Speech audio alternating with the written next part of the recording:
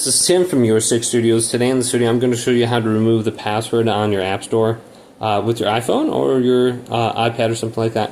So we can just go to settings right here, and then we can go to the top where our name is. Choose this. Scroll on down to media and purchases, and then we go to password settings. And then we have the option under here. It says always require. We can go to require after 15 minutes. And then we have free downloads. I have the password requirement turned off. So you can check that out under here.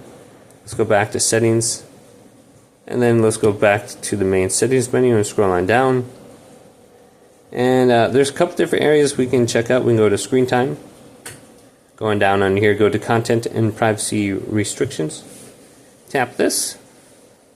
And we can turn this off if we want on the top here. But if we go to this option right here, we can see the store purchases and re-downloads. So I can allow installing apps, deleting apps, in-app purchases, require password, don't require. So we can check this out.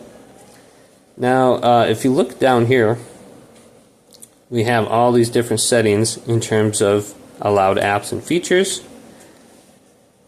Now, just make sure all this is allowed, otherwise it's going to restrict you from downloading something. It could be by, your age or a specific category for apps or something like that that is causing you problems.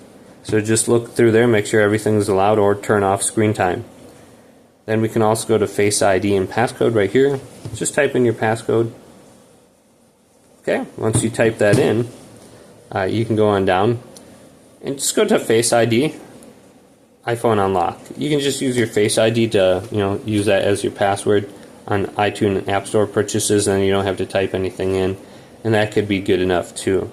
So just check that out.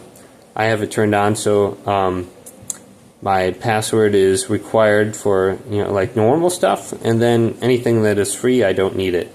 So just go to the App Store and check that out now, see if that's working for you, and try downloading something. But you should be good to go now. Hopefully this video did indeed help you out. If it did, leave it a big thumbs up and subscribe to my channel down below.